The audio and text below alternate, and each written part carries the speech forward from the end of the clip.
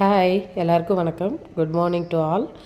இன்றைக்கி வந்து Monday morning என்னோடய ஸ்டைலில் ஒரு மினி விலாக், அதாவது 5 to 6 என்னோடய ஒர்க் எப்படி இருக்கும் அப்படின்றது தான் உங்களோட ஷேர் பண்ணியிருக்கேன். ஃபஸ்ட்டு எழுந்தோடனே ரெஃப்ரெஷ் ஆகிட்டு டிவி ஆன் பண்ணி ஏதாவது சாமி பாட்டு போட்டு விட்டுட்டு அதை கேட்டுகிட்டே தான் என்னோடய டே வந்து ஸ்டார்ட் ஆகும்.